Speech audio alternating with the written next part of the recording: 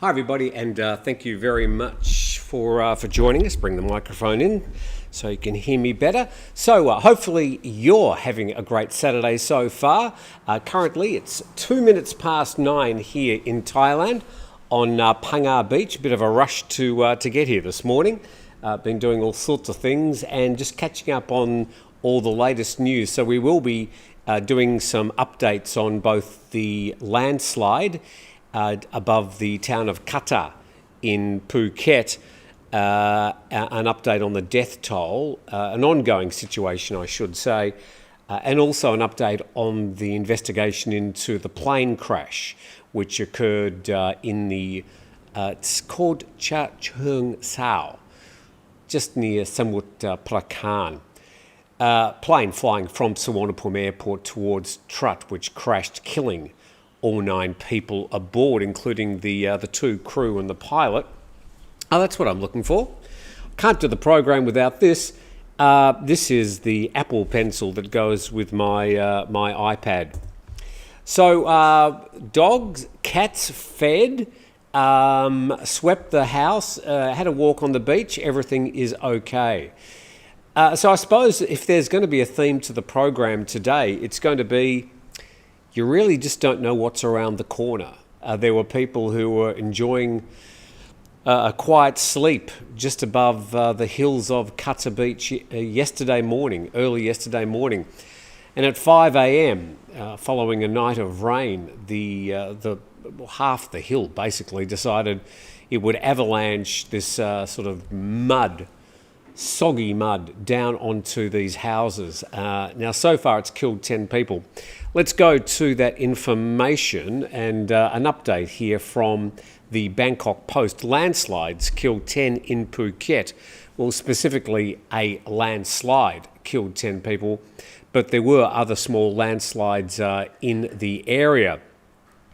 So let's scroll. No, I'm scrolling the wrong way. Here we go. This picture I think is quite dramatic. It really shows the number of houses that were down here at the bottom of the hill. Now, of course, it could be a whole lot worse. There could have been more houses. There could have been more mud, but this is bad enough. And we'll just go through exactly where the mud came from a bit later. Landslides across Phuket due to heavy rain have killed at least 10 people, including 8 foreigners, damaged more than 50 houses. There was rain and heavy downpours from 1 a.m. on Friday. So I've had a look at the rain report, and there was heavy rain in parts of Phuket, especially southern Phuket. The rain above this particular area wasn't as heavy as it was in, say, parts of Chalong and Rawai, which are a bit further south on the island. But it was very continuous and, heavy rain, even though it wasn't the heaviest rain that was reported that night. But some 200 millimetres did fall over a period of about 5 hours in that area. It led to flash floods and landslides. The worst affected areas were in Tambon's Chalong and Karon. It impacted in total about 250 households.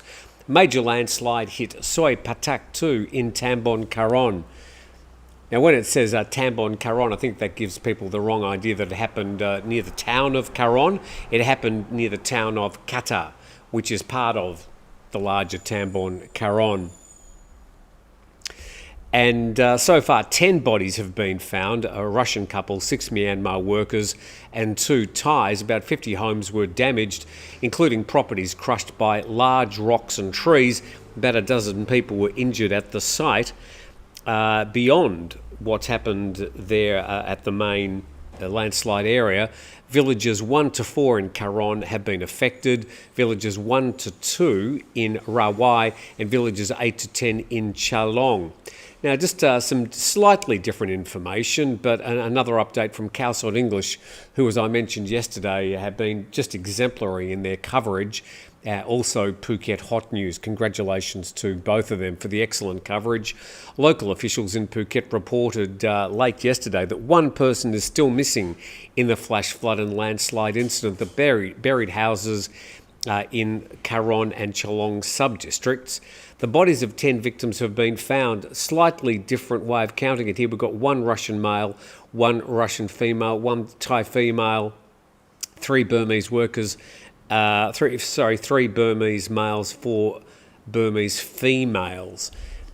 So slightly different makeup there, but still 10 people have perished. Apparently there's at least one other person missing. So we haven't got to quite the end of that particular death toll. And that's the information there from both Bangkok Post and Khaosod English this morning, an update to that devastating landslide. Now, just have a bit of a look where all this happened. So that's the island of Phuket. The white circle is the area of Cottage, above Cottage Beach. Just going in a little bit closer, I've done a white circle. You can see the long stretch of Karon Beach there, the longest beach in Phuket, well, the longest sort of stable beach there in Phuket. Then you've got Cottage Beach, and a bit further south you've got Koh Noi. But it was above Cottage Beach where this incident happened. And if we just go in a bit further, down here this is where the affected houses were. The arrow is where the mudslide occurred. And up the top of the hill is one of Phuket's most famous landmarks called the Big Buddha. Now, what I think interesting here, although I'm not an investigator, I'm not a hydrologist, I don't know much about geology, but I do know that they've been doing almost continuous building works up on top of the hill there at Big Buddha. Big Buddha is I think it's 45 metre high Buddha image. The money was provided actually by a foreigner who lived in Phuket for a long time. I believe, so the legend goes, that he thought this was the tallest hill in Phuket. In fact, it's not. The highest point in Phuket is just sort of towering over an area near Patong Beach. But this is one of the tallest hills, and they're all sort of within 10 or 20 metres of each other. Anyway, the Big Buddha, it's just been an ongoing sort of project. If you've been up there over the past 5 years, you'll note that although the Big Buddha's basically finished, there's still a lot of both road works and building works going on around there. So who knows how responsible some of all that work may be in what occurred yesterday. But certainly the developments down the bottom of the hill, the destabilisation of the soil, the removal of trees, that is going to weaken the rest of the soils in the hill. Now, I don't know between the Big Buddha and the area where the mudslide finished yesterday, what sort of things have been happening up there in the forest. Very heavy jungle though, but as you've seen from other photos, basically part of that hill just completely collapsed and then fell down on the Soi Patak 2 and 8, hitting a lot of houses, destroying a lot of really nice houses, villas built that would have an amazing view across Cottage Beach and out to the Andaman Sea, and also some workers' camps where the Burmese people were killed. So that's sort of the way that we see that particular incident yesterday. Now we'll just go to any comments alluding to that, and thank you to all the people that have joined in. I won't say hello to all of you because I've been told that that's boring for a lot of people, but suffice to say a lot of the regulars there. Particular thanks to Gola. Thank you very much for your very kind donation to the program. Thank you, Gola. Very much it is appreciated. And just make sure I've got all the super chats done. Landslides are bloody terrifying. No warning and no escape, says Thug Life. I think the actual landslide that killed all these people occurred around about 5 a.m. in the morning. You can just imagine it would have been quite a lot of noise from the rain, the persistent rain that had rained over 4 or 5 hours overnight. And then suddenly there would have been some sort of rumble and sort of low bassy sounds as part of that hill decided it was going to, leave the hill and make its way towards the lowest point it could find. Thank you very much, Gravity. Feel so sorry for the people affected by the landslide, says Andrew Rogers. Of course, we share that as well. And what else have we got here? Watching your show from Hanoi, says Philip. On holidays, thanks for your great efforts. Now, I will go back through the comments, and if you do have a comment or a question or a topic, just put that in caps, because it's a lot easier to see. I understand some of you are chatting to each other in the comment section, and that's great. It's really good to have this community of people getting together every Saturday morning. But if you do want to address me specifically, put question, comment, or topic in caps, and that makes it a lot easier for me to find it. Ollie says no audio. Well, there's audio coming out of here, so maybe turn up the volume. Or perhaps you need to turn your computer off, then on again. Retaining walls won't do much in a landslide. Well, that, of course, is right. Are you the big Buddha? Okay. Good morning, Tim from Prachinbury. Have you had any personal experience with natural disasters? Well, that's a very interesting question. Not really. Well, I suppose I can tell you a bit of a story about the tsunami. And would you believe, we're in August at the moment, but December the 26th this year will be, hang on, the 20th anniversary of the 2004 Indian Ocean tsunami that killed, well, up to 250,000 people, one of the biggest natural disasters in recorded history. Any rain today in the Andaman Sea, Tim? Well, actually, I'm glad you asked that question, Kino Shinobi. So let's go to the iPad. I've got to click that, and I've got to click on that, and here we go. This is out the front of our house this morning, and this is the Tham Luang beach, and we can see a bit of rain there. That rainstorm has just passed over and stopped me from watering the garden. But quite calm there, really, although there are a few rainstorms around. We are in the middle of the wet season. But, well, that particular rain shower didn't produce very much rain at all, about 10 minutes of, light rain. But the swell down this morning, only about 1 foot waves, 30 centimetre waves, not much to talk about. Looking further down the beach, so we're looking down towards Phuket from Tham Luang. Phuket is some 25, 30 kilometres south of this area. Directly, it takes about 20 minutes to drive there.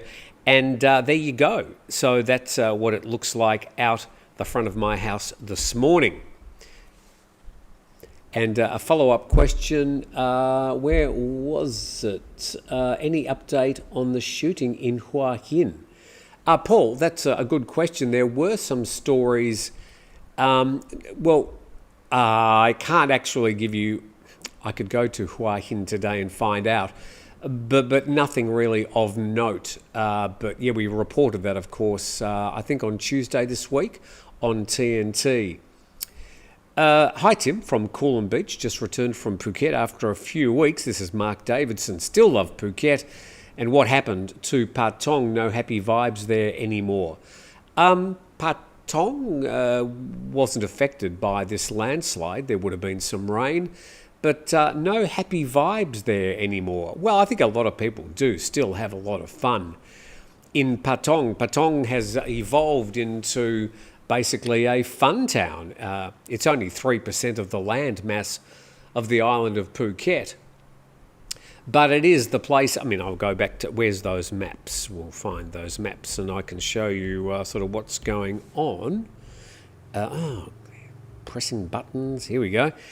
So this is the island of Phuket. So it starts up here. We've got the Saracen Bridge that goes from Phuket to Phang Nga. It's about 300 metres long. I sort of live, further up the map than that. But then we sort of go into the middle. Here we go. So this area, that's Phuket, and then this area here is Patong.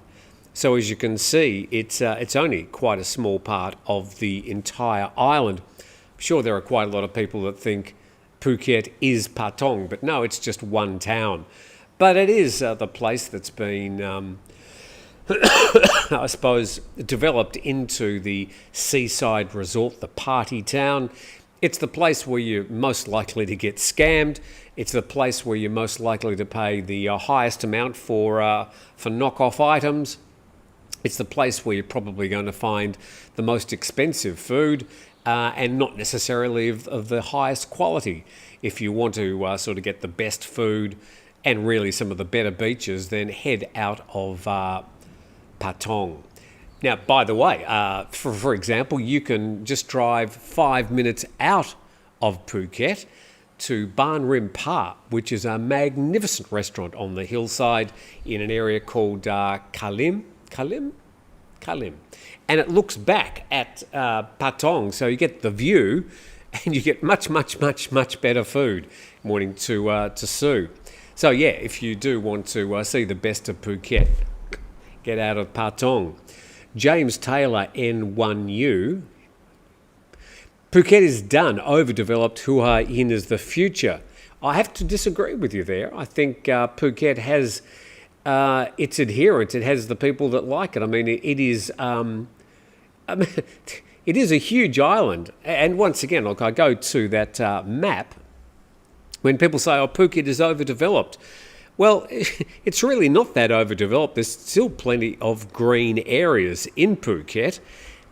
And people that say it's overdeveloped will either haven't been here or haven't sort of been out of the busy zones. But yeah, sure, there's plenty of development, plenty of housing, plenty of tourism in Phuket, but it's not overdeveloped to the point where there's no natural forest. There's still plenty of rainforests and walking tracks and beautiful hills, 32 beaches, plenty to see. So Hua Hin, yeah, sure, it's a nice place, but at the end of the day, it's just one beach and sort of two roads, the beach road and the main highway, Petkasem Road.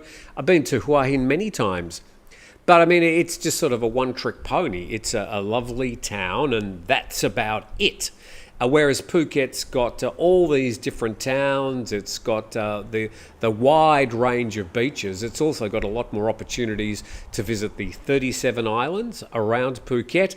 And of course, you're right next to Phang, Krabi, and Phang Bay, and just a whole lot more to do. But for those people that want something a little bit quieter, then Hua Hin might be good for you. But there are still plenty of places in Phuket that are a lot quieter than Hua Hin. Again, a lot of people just think Phuket is Patong. It's expensive, it's overdeveloped. Well, you really haven't seen around the island, and well, you're the lesser for not having had those experiences. Landslide. Lots of bad things in Thailand these days. No good, no more. Vietnam safer, more fun and relaxing. Well, again, I think it's sort of what you want to see. It's if you are looking for the bad things, you'll find bad things anywhere in the world. It's more of a state of mind. Bad things happen all over the place. The nature of news generally is to report bad things happening. News that's just always good is not really going to get the clicks, it's not going to get the ratings, it's not going to be able to pay the bills. So by its very definition, news is usually bad news. And I'm sorry, the news about the plane crash and the landslide are both bad news, but they're important stories. So from time to time we talk about the turtles hatching and making their way to the beach, and people donating to elephant sanctuaries. There are good news stories, and we report those from time to time. But the ones that get the headlines, the ones that get the clicks, the ones that people at the end of the day want to know about, are the stories that are generally bad news stories. Having worked in news for a long time, that's just the nature of news. It can be depressing, and some people can sort of get overwhelmed by the sort of continuous nature of bad news coming in through the door, and writing it, then reading it. It can be quite depressing. I arrived Monday in Bangkok. How's the weather? Well, let's have a very quick look here. What's the weather like in Bangkok? You could look this up in about 2 seconds, by the way. Not sure why you need me to do this. There's Phuket. Bangkok. Monday, 40% chance of rain, top of 34 degrees. So it's going to be hot and humid, possibility of rain. So there you go. It is the wet season in Thailand. So yeah, you're going to get some rain from time to time. We're still sort of in Phuket at the moment. I'll get to the plane crash story in a moment. Patong's walking street is like a carnival, says Shano Traveller. Yeah, I mean, if you have a walk down Bangla Road, it's like walking street in Pattaya, maybe Soi 6 to a lesser extent. I don't frequent the area, but when I have friends come and visit, they all say, oh, let's go to Patong, which means basically, let's go to Bangla Road. And I sort of go there and I go, more of the same. It does nothing for me. I couldn't think of a place I would least rather go. But I understand a lot of tourists do like going there, and good luck to you. I don't decry you having all the fun in the world, as long as it doesn't affect anybody else. Okay, so Mark Davidson sort of updating, should elaborate, he says, was my first visit to Patong in 21 years. Patong has lost its soul to money. Oh, there's no doubt about that. And when you hear 21 years ago, there would have been people that were in the town 10 years before that who would say 21 years ago, oh, it's lost its soul. And there will be people who will come 21 years from now to Patong and they'll say, oh, gee, back in 2024 it was much quieter around here. Anyway, we'll see. So we'll get on to the next story. And this is a plane crash that happened on, would have been Wednesday afternoon, but reported widely yesterday. What am I doing here? Buttons and things. Here we go to this, and we go to the next story. Where are we? Here we go. So Bangkok Post reporting, the probe begins into plane crash that killed 9 people, and part of the wreckage there from the plane. All 9 people on board died, including 5 Chinese nationals. 40% of the wreckage has been recovered. Mr. Anaton, this is Anaton Charvitakun, who is the caretaker interior minister at the moment, said witnesses would be questioned for the analysis since the small aircraft had no black box. He said the small propeller aircraft made in the US was permitted to fly at an altitude of 5,000 feet. If an emergency occurred, he says that they could have attempted a landing by gliding. Well, yeah, okay, so this is the actual plane. It's a Cessna Caravan, I don't know, holds some 15 people or so. It had 4 staff, had 2 pilots, and it had 2 crew as well, so, apart from the passengers. So a single propeller at the front. I mean, if the engine does stop, you would be able to glide. I mean, these Cessnas glide. They sort of glide like bricks, but they do glide and you can land safely. But it looks like it was something more catastrophic that occurred. He said witnesses reported hearing the engine from the plane before the crash, indicating it was still running at the time. And we do know that the plane basically went nose down straight into a swamp in the Cha Cheong Sao area, which is, if you're driving from Bangkok to Pattaya, for example, you'd go through Cha Cheong Sao, very near this area where the plane crashed. But it went nose down, and apparently the propeller, was some 10 metres under in the mud. Now, I wouldn't even think the plane was 10 metres long. So basically, the whole plane was down in the mud and taken quite a long time to get to the wreckage. And the Chinese passengers, there we are, that's the list of them, are 12, 43, 42, 45 and 13-year-old, 5 Chinese. Then we've got 2 crew and a pilot and co-pilot. And the pilot was 61 years old. So that's the update on the crash. Of course, the investigation will go from here. They'll have to try and assemble bits and pieces from the wreckage and try and determine what may have failed. It's impossible to say. As a pilot, it seems to me there's been some sort of catastrophic airframe failure.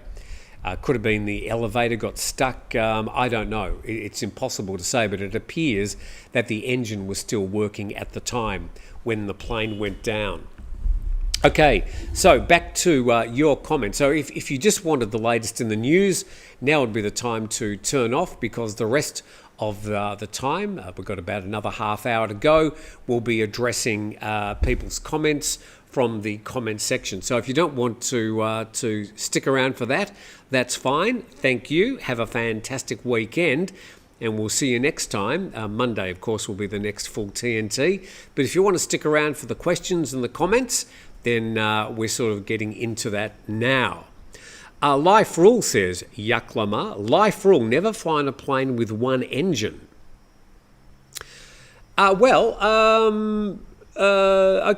I've flown on plenty of single-engine planes, and yeah, okay, it is a concern if that engine fails, but most of these planes, you can control them quite well without an engine, although, of course, you won't be climbing at any stage, and height is your best friend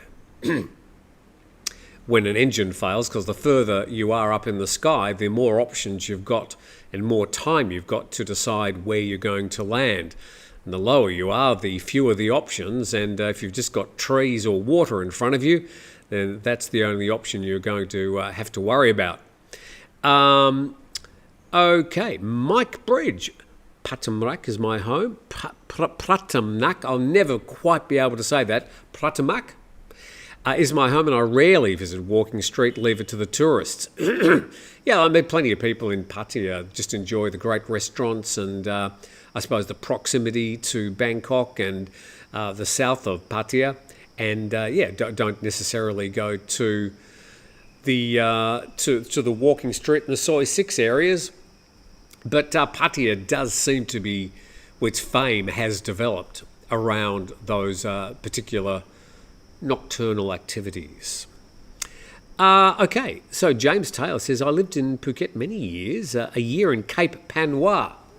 Well, Cape Panois is certainly a very upscale part of the island, nowhere near Patong. It's on the east side of the island, and a very nice, if not slightly boring, community of luxury houses there, most notably where one particular Swiss gentleman, I'm not sure if he lives there anymore, but used to rent a property before he put his knee into the back of a young Thai doctor, the results of which we will hear more about at the start of next month. If it plummeted, says the Waz, a good chance it's stalled under power or not. Yeah, again, if you go into a stall, you can usually recover. Certainly these aeroplanes, they'll recover quite well. Stall, the nose would drop, and then once the speed starts building up, you'd be able to pull out of the stall. Again, it's all about having height. Height is your friend. The Waz, also another comment, I reckon Boeing Max is safer than ever after what's being put through by the FAA. Okay, well, I'm going to have to disagree with you there. I would never fly on a Boeing Max, the Max 7, 8, 9 or 10. The 8 and 9 are the only two models flying at the moment, but that particular range of aircraft, as far as I'm concerned, are fundamentally flawed because they put much bigger engines that the airframe was never designed to carry, and it changed the centre of effort of the plane, which is I'm using the word fundamental again, a fundamental part of the design of the plane is the location of the engines and the centre of effort of the plane and the centre of gravity, of balance. Now, they moved those engines forward by around about that much, and they moved them also up. So it changed the whole way that the plane flew. Much more powerful engines, and really on an old airframe that first hit the skies back in 1967. We'll never fly in a Boeing Max. It's one thing I always check, and I do fly from time to time, less now than I used to, and if it's a Boeing Max, I just will change to another airline or change my flight to anything but a Boeing Max. That's just my opinion. The Waz, you've got your own opinion, and that's good too. Okay, let's first time on a Saturday morning, says Jeff Bagshaw, as I'm in Hawaii and hopefully retire here. Thanks for your daily news show. Thank you very much, Jeff, for dropping in. Now, I'm just going to scroll back a bit, see if I've missed any earlier questions from the program. For those people that are still watching, that are waiting for the news, I've done the news section of the program. So we're just having friends sitting around the table having a good chat now. If you don't like that, if you don't want that, then best to tune out, and we'll see you with the news on Monday. Stephen Richter, hello from Samut Prakan. One BTS stop out of Bangkok. Cheap rents and fabulous night markets. Samut Prakan, which is basically where Suvarnabhumi Airport is, part of Samut Prakan. It's a bit sort of south down the river, southwest of the main city. A lot of people live out of the city, and Samut Prakan is a good place. But you either like the city life or you don't. I enjoyed when I was working in Bangkok. I was spending 5 days a week there. But I have to say the best time of my week was getting on a plane and flying back to Phuket every weekend. And I did that for 2 years. 2 flights a week for 2 years. That's exactly what I did. Cost me quite a bit. Flew almost exclusively with Thai Vietjet. They didn't give me one free flight. I paid for all my flights, but they did look after me. Good morning, says Peter finds your family. G'day from the Great White North. Talk to us about your 2 new beach houses. Oh, okay. Well, thanks for asking. I actually did take some photos. So I've got 3, excuse me, this is very indulgent of me. Won't take long, but I've got 3 beach houses. This is part of what I do, my life here in Thailand, my retirement life, but I'm not on a retirement visa. So I've got 3 Airbnb properties already. These are all beach houses that I've converted and renovated, sort of soft makeovers. We haven't moved walls and roofs and things, but we've done makeovers, and they're very comfortable, and they can accommodate up to 5 or 6 people. Since taken on 2 more, and you see them now, but wait for 2 months and tickety-boo. But let's just check, where are we here? I have to go back, turn that off. Just talk amongst yourselves and where are we? Back here we go. Whoop, there. So this is the beach houses. We've got one there, and we've got the frames up. We're closing in the veranda at the front on both of them, and this is, so we've got number 1, number 2. We'll just check that out again. Whoop, there we go, from one side to the other. And in the middle, we're going to be putting a pavilion. It's sort of an outdoor pavilion with a ceiling over it. And we'll just run that footage again. So we're closing in the front veranda, because in the middle of the 2 houses, we're putting a pavilion and gardens, and it'll be very nice indeed.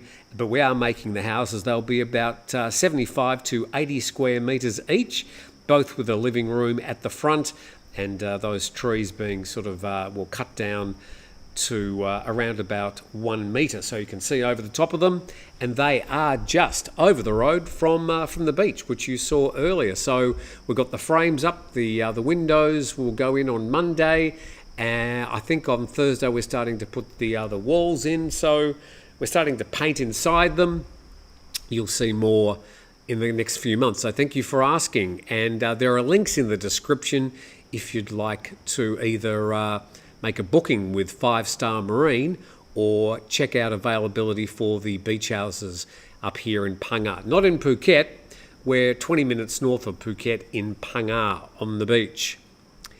Okay, nice shirt, Tim. Oh, thank you very much. I got this at the Turtle Festival this year. They have an annual Turtle Festival up here in Phang Nga, and I bought this at the Turtle Festival. They close off the road, which, because I'm down this end of the road, it's a bit inconvenient because you sort of have to go a bit of a long trip when they close the road off. Good morning from Cha Am, says Rupert Rupp. Cha Am, one of my favourite places in Thailand. I do tend to prefer beach destinations rather than cities or upcountry. But I would like to go and see a bit more of northeast Thailand. I've been to Loei, I've been to Khon Kaen, Udon Ratchathani, I've been to Chiang Mai, to Chiang Rai, to what's it called? 3 letters, Pai, P-A-I, Pai. That's a funny little place. So I have been to Kanchanaburi, and Norman Ward says morning from Kanchanaburi. I do love Kanchanaburi. That's a really pretty part of the country. Greetings from Katu, says Colin G. And thank you very much for your help yesterday sending those stories through. Philip, watching you from Hanoi in Vietnam on holidays. Thanks for your great efforts keeping us updated daily. We're in Samui in September. Can't wait. Well, yeah, it's interesting. Samui is also a very popular place for retirees. In short, sort of Phuket 20 years ago, not quite as developed, much smaller than Phuket. And a bit harder to get from Samui to, well, anywhere else. You've got to take the ferry to get across to Don Sak and to the province of...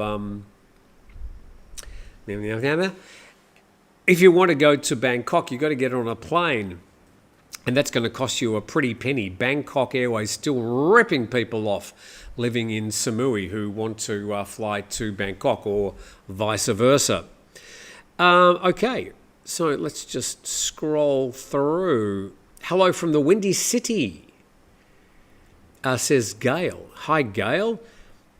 Okay, what else we got? Hi, Tim from Coolum Beach.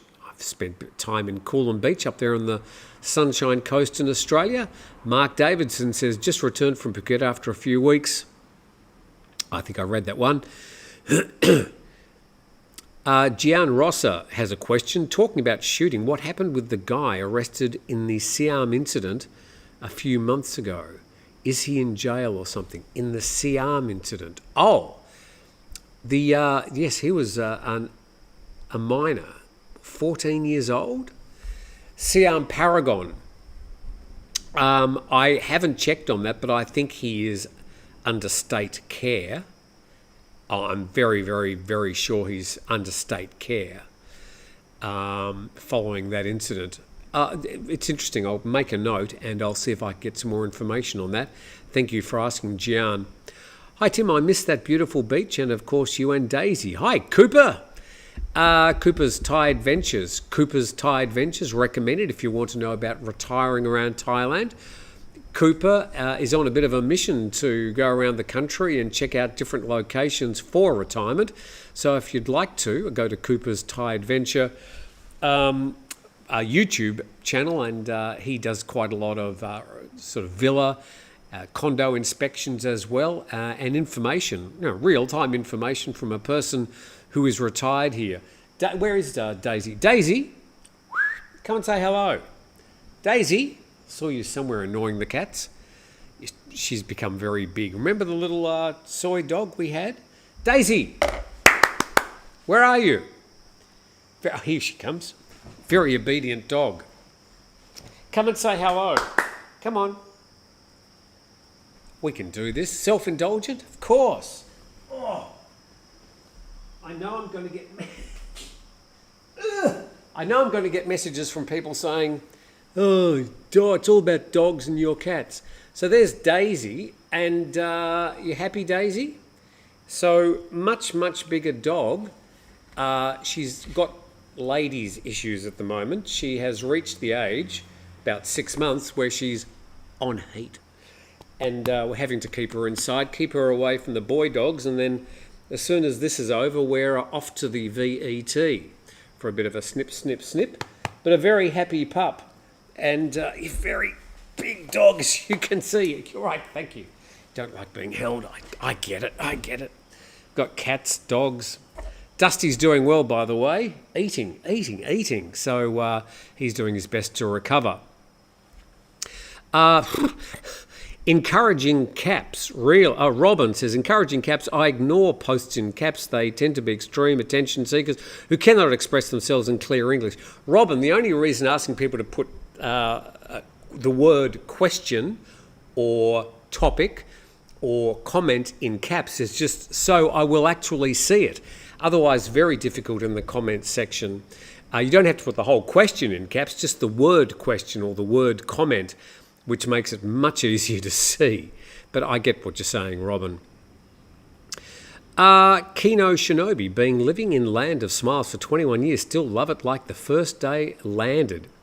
Well, I'm here now of 13 years and 5 months, and I'm still loving it too. I mean, this is where I will stay until they either throw me out or I volunteer to leave, which I think is unlikely, or they carry me out in a box and throw me on the fire. That's... Yeah, I love living here too. Aidan, hi Tim, how far is it from your cottage to Patong Walking Street? If I got in the car now on a Saturday morning, it would take me about an hour and 20 minutes, an hour and a half to get to Walking Street. Yeah, it'd be a good, if there's traffic, a good hour and a half. Hua Hin population, 120,000 estimate. Phuket has many more. Yes, Phuket then again is many times larger than Hua Hin. Hua Hin, the town, if you're talking about that stretch of beach and the road in from Petkasam Road, I mean, I don't know, 4, 5, 6 kilometres? Phuket's 45 kilometres. I don't know, about 45 kilometres by 21 kilometres. I'm just making that up. I think that's right. Anyway, Phuket is a lot larger than Hua Hin. It's got a population, a regular sort of daily population of about 450,000, but of course a very high transient population, tourists coming and going. So evil twin, ways you can compare places, but saying that the population in Hua Hin is only 120,000 and Phuket's 450. Let's say if you compare that block of Hua Hin Beach, however long the beach is, you would say that there is a lot more grassy green area in Phuket if you want to sort of compare. Anyway, it's a silly comparison. Advanced Consumables Technology says the cottages are about 1 hour drive away. Well, I think it's about an hour and a half. Okay, nice beach still, just too many people. Yeah, the beaches in Phuket are great. Not Patong Beach, probably not Kamala Beach. Surin, they removed all those restaurants and nightclubs, some nearly 10 years ago now, and they've never really cleaned it up. I think that's a big problem with Surin Beach. Anyway, I'm not going to be talking about Phuket beaches all day. Landslide, glide like a brick, question mark. Yes, I mean, they glide, but they have a fairly low glide ratio. I mean, they glide... I can't remember what the ratio is. I used to have to remember all these ratios when I did my flight training. But I was registered to fly a Cessna 152, and I'd fly one again tomorrow if there was one around. They were great little planes to fly in. Quite old now. Ty Draper, aviate, navigate, communicate. Yes, that's the rule. If you get into any trouble, first thing you do is just get the plane under control, aviate, fly the plane, navigate, decide where you are and where you're going, and then communicate and get on the radio and call for some help and tell people what's going on. Frank, Tim, the air crash could be icing. Turboprops fly in the range of icing. This isn't a turboprop, Frank. This is an old plane from the 1960s, a single-engine Cessna Caravan. I'm not sure if icing is an issue here in Thailand, to be honest. And it was only flying at I don't even think it got to 5,000 feet, but that was its ceiling for this particular trip. I hate to say this, but it could be an inside job referring to the plane crash. Well, okay, that's just pure speculation. We don't know anything at all. Rude Potato, not sure on flying a Boeing. My 12-year flight might end up being 6 months. Fun Size Media says, skipping Phuket and Pattaya on my next visit. Fine, there's plenty of other great locations to visit in Thailand. And I'm sorry, sometimes we seem to be fixated on Bangkok, Pattaya, Phuket. But at the end of the day, they are the most popular locations, and that's where most of the people congregate, and bad things are most likely to happen. That's just the way it is. And I'd like to acknowledge James Geyer. Thank you very, very, very much, James. Enjoy the daily updates. Eager to return to Thailand, 18th of November. Bangkok for 2 days, then Chiang Mai for 82 days. I think, James, you're just going to miss the worst that happens, of course, annually up in Chiang Mai. You'll be getting out maybe near the sort of end of January, which is when all those forest fires and that pollution starts in the north of Thailand. But welcome back to you, James, and thank you very, very much to you for your kind support. Also, Daryl McGee. Daryl, thank you so much. Got a friend from Thailand arriving, so may have to go. Thanks, Tim. Got a friend from Thailand arriving. So somebody going from Thailand to visit you in Melbourne. Daryl, thank you very much for your kind support. It is always much appreciated. And too, with Brett Border. Brett, all the way from Canada, and I appreciate your support as well. So thank you very much for those super chats. They're called super chats here on YouTube. And we're going with your comments and your questions and your topics for the last 10 minutes of the program. The caravan is a turboprop, says Swede50. Okay. Well, there you go. I have never flown one. I wasn't aware that it was a turboprop, but I suppose carrying so many people and just being a single engine, it would have to be a little bit more powerful than a normal engine. Gunnar Hopstead, the beach in Hua Hin is 6 kilometres long. Okay, I live on a beach that is 34 kilometres long. I never walked it, mind you, but I live very luckily on the longest beach in Thailand. Andrew Rogers says, flying into Phuket next month on Singapore Airlines, just checked. Yes, they fly from Singapore to Phuket. They use the Boeing 737 MAX 8. And Singapore Airlines, one of my airlines, usually reliably good, but I won't be taking a Boeing 737 MAX flight with them. James Taylor says, not the James Taylor that was dropped from the list of performers the other night. Hi, Hua Hin is gearing up to be a major coastal city. New huge train station, airport about to go international. Been hearing that for the last 10 years. New 2-tier highway going in now. Trains coming in from Malaysia. Don't fade Hua Hin. Hua Hin's a great place. It's just you can't compare it to Phuket. You can't compare one to the other. Phuket's an island with 32 beaches. Hua Hin's a sort of a growing coastal town, maybe like Pattaya about 20 years ago. I don't know. Hard to compare these places where they're geographically so different.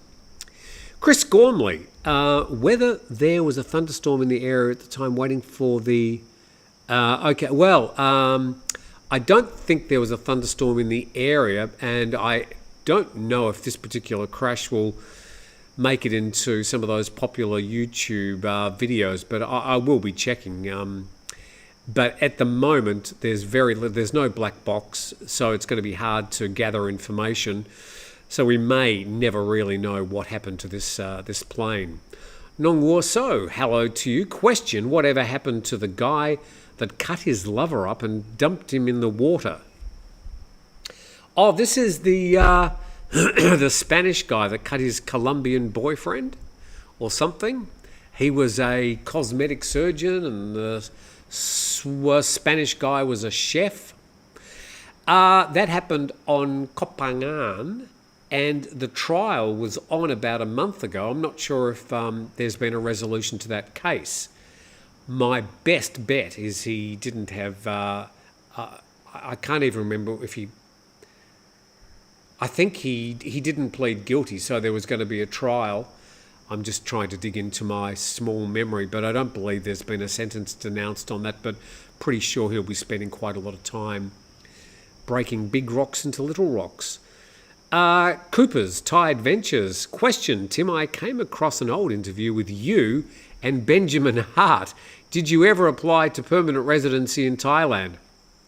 I used to do interviews with Ben Hart, who's with Integrity Legal. Ben, back in my days at the Tiger, sort of Ben was our go-to expert on a number of sort of legal and visa issues and things like that. But I think I probably must have done, 7 or 8 interviews with Ben. And yeah, Ben not only has permanent residency, he's got Thai citizenship. I have never gone any further than just making perfunctory sort of investigations into permanent residency. If it was easy to get, then I'd probably go further. There are 3 main issues. One is having just a long tenure of long stay visas. I can't remember what the other ones were. One was, though, that you had to be able to have a work. The interview is conducted in Thai language. I'm stupid. I have tried 3 or 4 times to genuinely throw myself into learning Thai, but I'm resolved that I'm just dumb and I'll never be able to pick the language up beyond the small amount of words that I've been able to memorize. Every time I try and remember a new one that I remembered earlier sort of flies out the other ear and I forget that one. So I just don't have a brain for learning languages, and heavens knows I've tried. People just say, oh, you're lazy. And I mean, some people just pick up languages very easily. I don't.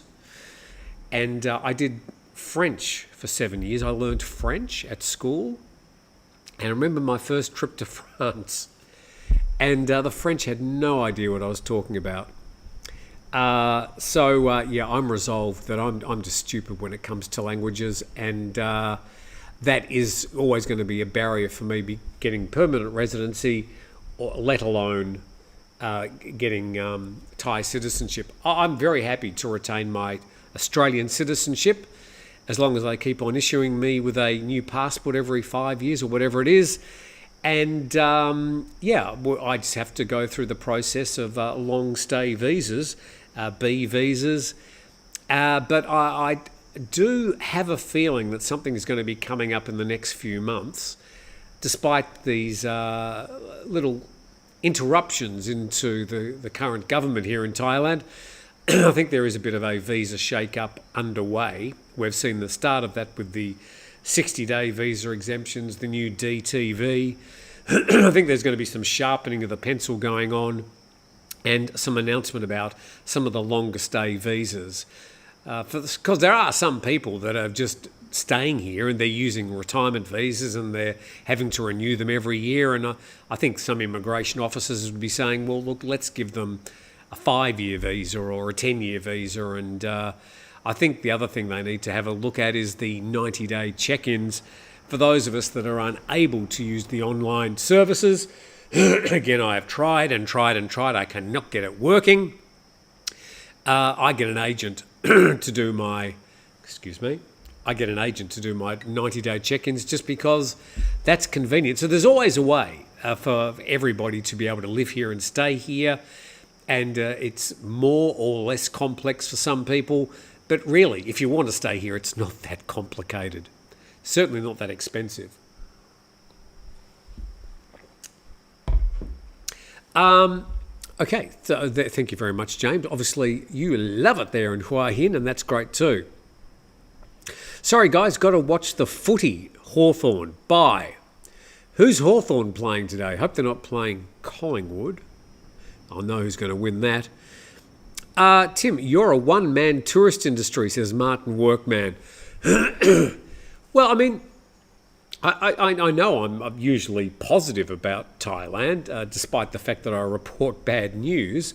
But generally, I love the country. I wouldn't be living here if I didn't. If I didn't like the country, if I was always complaining about it, I'd leave. Why would I stay here if I didn't like it?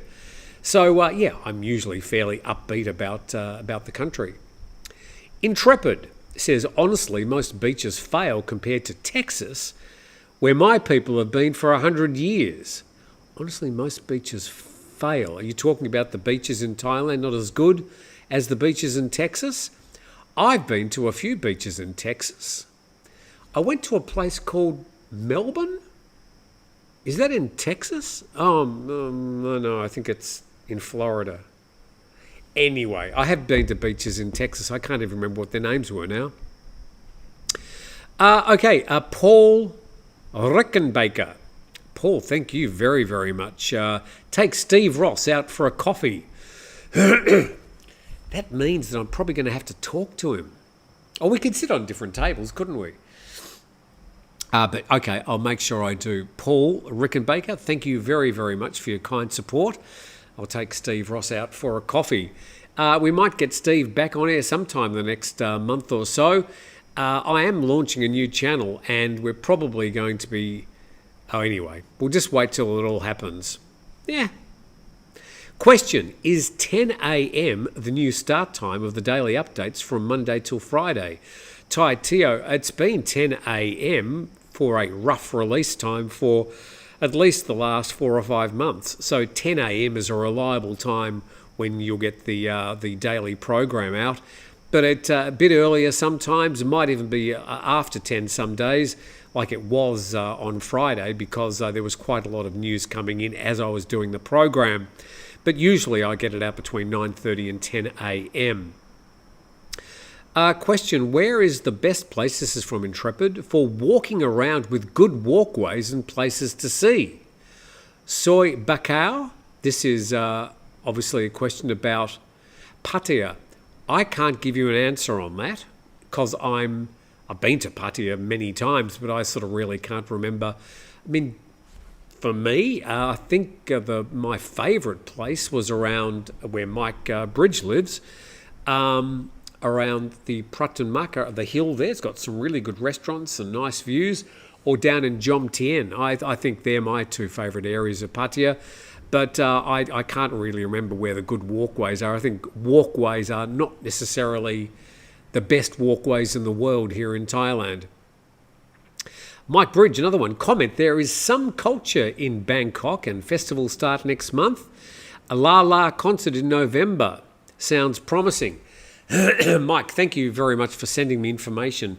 They've got a concert where the writer of the music from La La Land, which is a film that got many, many Academy Awards. How long ago? Hey, Siri, when was La La Land released? La La Land, 2016, I was going to say 10 years ago, 8 years ago. La La Land. And had a really good soundtrack, great soundtrack. And the writer of the music is going to come to Bangkok and he's conducting the orchestra playing music from La La Land. So I do look forward to going to that. And if you're there, Mike, or if any of the other viewers are there, I'll see you in Bangkok. And again, thank you very much, Mike, for sending me the information on that. Andreas, coming to Thailand. Good morning, Tim, from Canada. Looks like you've got a big orange biro in your top pocket. Sort of surfboard, is it? Yes, good point. Thug life. The French can be a bit precious about their language if you don't pronounce every word perfectly. They pretend not to understand you. I think that's a bit not fair to the French. I found the French delightful people, but certainly my Australian accent mixed with my stupidity in trying to remember words didn't go particularly well. I mean, these days with Google Translate, it makes it a lot easier to travel around. But my first encounter was getting a ticket for the metro. I can't even remember what I said to them. Anyway. The best thing... Look, Paris is one of the great cities to visit. Well, it was 10, 20 years ago. I've been there 2 or 3 times. I love Paris. One of my favourite cities in the world. But But I really also enjoy the TGV, the very fast train. I went from Paris down to Marseille, which is down on the Mediterranean. Gee, that was a great trip. Great trip. Question. Is Amity Treaty still available for 100% company ownership? Asks Intrepid. This is for citizens of the USA. Yes, there is still the opportunity for 100% company ownership, but there are strings attached. Someone like Ben from Integrity Legal would be a good place to start, making some inquiries about an Amity 100% owned Thai company. Only available for American citizens, and not even everyone. Online 90-day is easy. Andrew Rogers says, there are 1,300 737 MAX airplanes, only two crashes, only some 340 people killed due to the flight system sensor which they repaired, so hopefully all is okay. They're averaging 5,000 flights a day. Again, they're relying on software to keep that plane flying level. Software has to adjust the elevator. They have to install software, for God's sake. The best rule with flying, if you let go of all the controls, the plane should keep flying. Not so with the Boeing 737 MAX, because the engines have changed the centre of gravity and the centre of effort and drive for the aircraft. I'm not getting in a Boeing 737 MAX. Older 737's fine.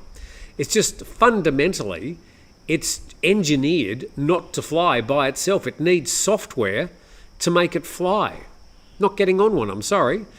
Thailand camping with Nata and Jay. Also, Samut Prakan is southeast of central Bangkok City, not southwest. You are 100% correct. I'm never very good with my east and my west. Yes, if you go down the Chao Phraya, yes, so southeast.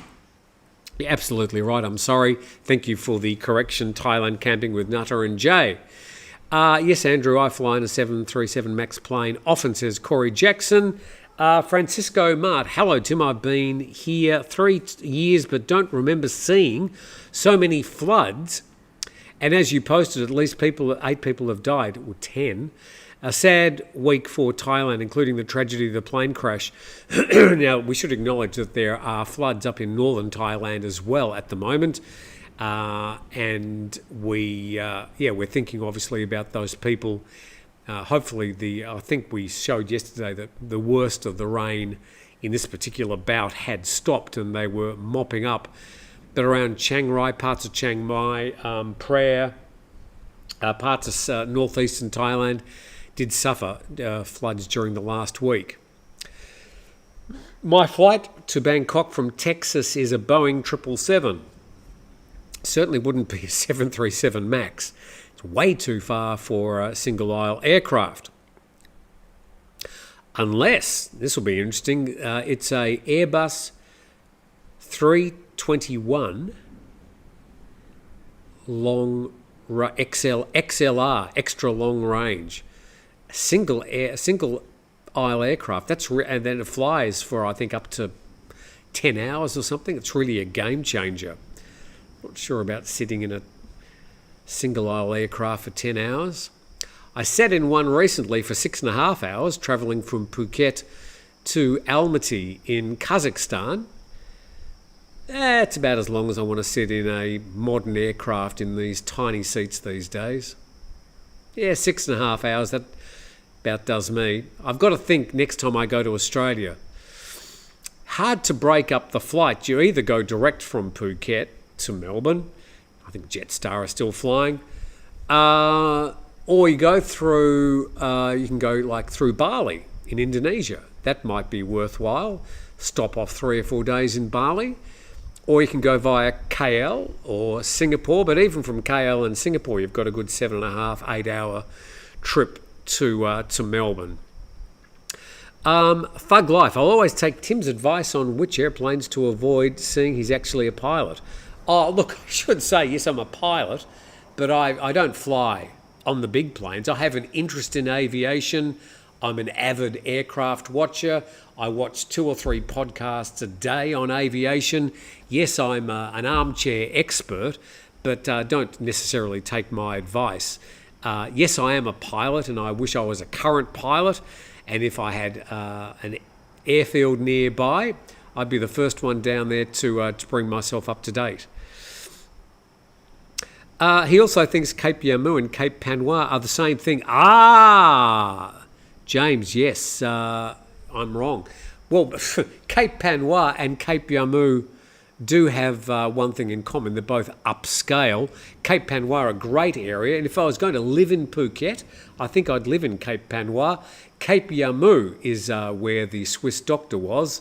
So James Taylor referring to me in the third person. Thank you very much. Arnold Ziffel, question, what part of Thailand are Natty and Jay camping?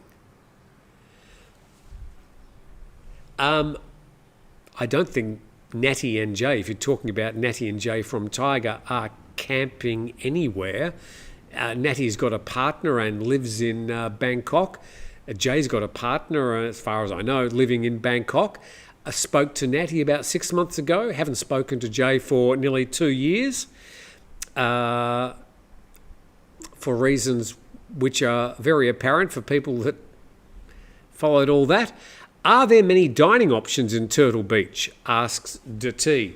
Turtle Beach, which is the name that Steve Ross gave Kaimung Beach, because Turtle Beach is a lot easier to say. Yes, plenty of dining options.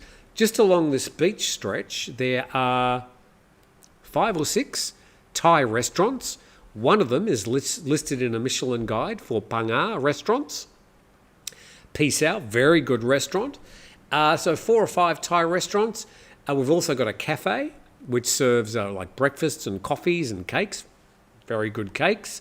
Chip Fair Lele, where I've broadcast this program many times.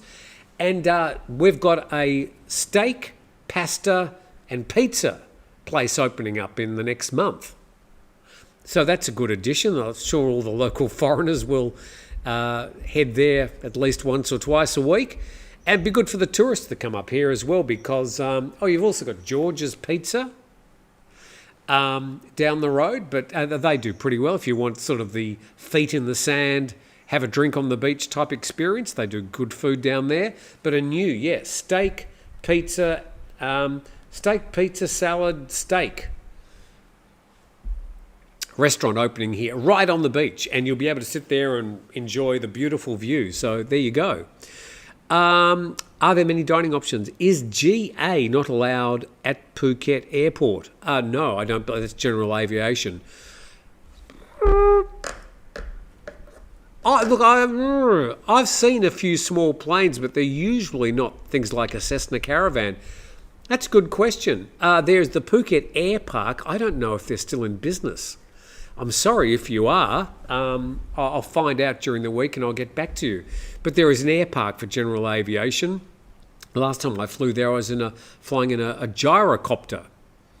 Of all things, that was a great flight. A great gyrocopter too. A German brand, which eludes me at the moment. Made a video about it. Question, Tim, what has been your favourite airline you've flown on? Dewsbury. Oh, gee, I've flown on hundreds and hundreds of airlines in my years. The first flights I did were when I was very young. I think 4 or 5 years old, I flew to New Zealand, was my first flight, in a Vickers Viscount, which flew from Melbourne to Auckland. I then used to fly most summers or winters. I'd fly to New Zealand, sometimes by myself. Once I was over the age of 7 or 8, they used to have a program where one of an Air New Zealand staff would sit with you during the flight. I still remember sitting in these, they were like couches. They were these huge seats. The seats were larger. I'm sure they weren't like couches. But that's when I was first flying. I have to say, Qantas. There were times, maybe 20 years ago, when it was a really good airline, had a good vibe. Used to do your trip in the US and arrive back at LAX, and you get on the Qantas flight and you feel, I've got a 17-hour flight in front of me, but I'm already home. It was a great airline. I think it has its problems these days, like a lot of legacy airlines have problems. But I certainly enjoyed Qantas Airlines. I flew on them when I used to fly to the US quite often. It was a 17-hour flight across the patch, across the Pacific. And yeah, I have fond memories of flying with Qantas. And every time you see the flying kangaroo, it just gives you a bit of a stir inside. And of course, they had those famous advertisements using the song I Still Call Australia Home. And it's hard to be an Australian and not watch those ads without getting a little bit teary. Great piece of music written by the late Peter Allen. Intrepid says, I was blocked. I don't know what you're talking about, Intrepid. Intrepid, I haven't blocked you. But thank you very much for your support. You need to tell me a bit more. Intrepid, who blocked you? I certainly didn't block you. I wouldn't even know how to block anybody in the comment section if I wanted to. Paul Sumner, comment, Airbus released the A321neo and Boeing had nothing in production to compete. Due to the financial restrictions the management had implemented, their only option was to install larger engines. Yeah, I mean, I know it was driven by the shareholders, the need to try and keep up with the 321 or the 320neo. It was a big problem and Boeing took a shortcut. And it was a fatal shortcut. It was a big mistake. And they've had a lot more problems since. I think most of the Boeing's earlier aeroplanes and probably some of their other models are fine. I flew about 2 years ago on a 787 with Scoot Airlines to Australia. Very nice aircraft. But yeah, when I see the name Boeing in front of an aircraft these days, I do think twice. And as a company, I just don't know if it's going to survive the current problems it has. It's got more problems with its new 777 project. It's probably in some ways a company that's too big to fail. And it may be the sort of company that the United States government would be inclined to bail out again. But I think as a company, it's got fundamental problems.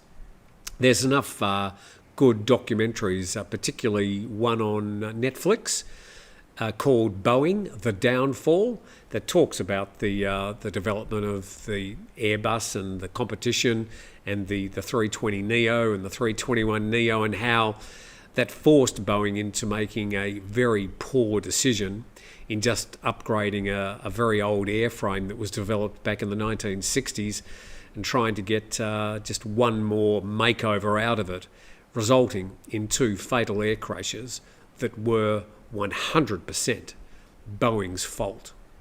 And it looks like they realised, and they've admitted this since, that they knew there were going to be some air crashes caused by the software. But there's enough good documentaries on YouTube you can watch about this at your leisure. That's just my personal feeling. I know there will be people who think Boeing's fine and they don't think twice about getting on a Boeing aircraft, and that's good. That's fine. I guess Cambodia is totally irrelevant on the channel. Wilco, what do you mean? I'm in Thailand. Guess Cambodia is totally irrelevant on the channel. I'm not sure what you're talking about there, but I'm not in Cambodia. I've been there 3 or 4 times. I don't know if there's anything to say about Cambodia. Wilco, if you've got something to say about it, please go ahead.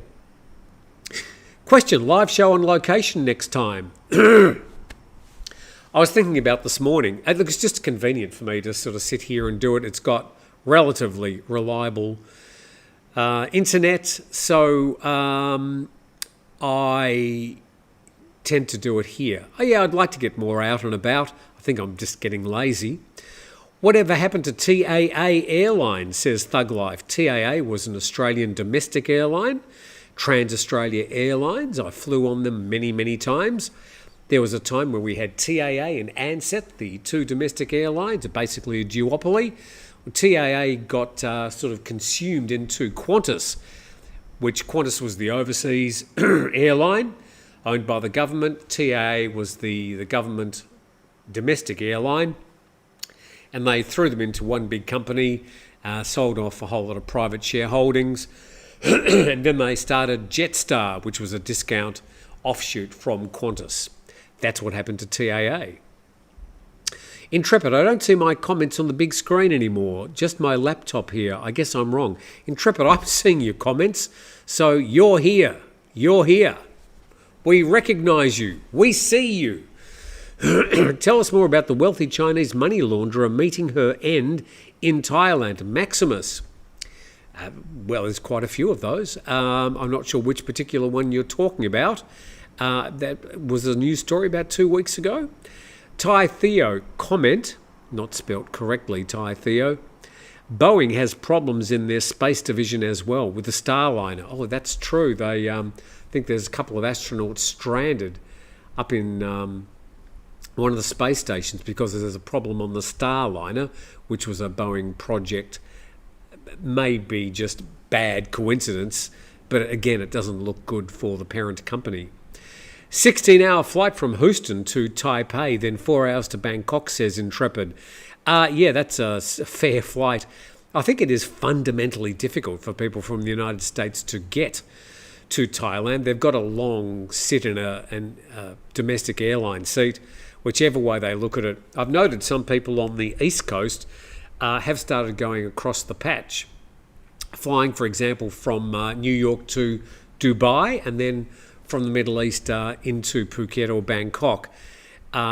Certainly some very, very good airlines you'd have the choice of. Some of the Middle Eastern airlines flying from America into the Middle East might be a good way to do it. Otherwise, you're going to have to go via South Korea, via Tokyo, via China, via Hong Kong, or via Taipei. Heiko Homburg, if you think the taxi drivers in Bangkok scam you, just go to Phnom Penh. This is Cambodia. Then I will know what real taxi scam is like. My visits to Phnom Penh, I can't remember having a problem with the taxis, but I think taxi cabals anywhere in the world are always going to be a bit of a problem. Hey Tim, request from Brett Border. Please, can you kindly say hello to Brooke Border? Brooke, come here. How old's Brooke Border? I feel like I'm sort of speaking to a 12-year-old. Hi, Brooke. Brooke Border, hello to you. Thank you very much. And yes, I'm the one that Brett looks at every day. But I think he prefers you, whoever you are. Hello, Brooke Border. I go from Florida to Amsterdam. There you go. Direct on KLM to Bangkok. So there you go. There's someone heading east. That's from Polar Bear Sunrise. So people giving us their routes from the US to Thailand. But at the end of the day, it's the opposite end of the. Well, you're still in the northern hemisphere, but you're on the other side of the world. So I have heard recently of quite a few people heading eastwards rather than westwards. The Big W, those two astronauts were supposed to be going for a 2-week trip. However, they may be up there till 2025. Yeah, there's a good question. If you had the opportunity to get into one of these spacecraft to go and spend, 2 months on a space station, would you? I would. I'd go there in an instant. Yeah, I think these days, depending on, I'm not sure if I'd go on one of Elon Musk's aircraft. I'd probably be inclined to go on something built by NASA. They've been doing it for a few years. Yeah, I'd give it a go. I'd go and stay on the space station. Not a year, though. Aidan, comment, looks like you accidentally missed my super chat 20 minutes ago. Aidan, I'm sorry. I'm scrolling back and I'm very, very sorry. Here we go. Aidan, thank you very much. Aidan's from Canada, it seems.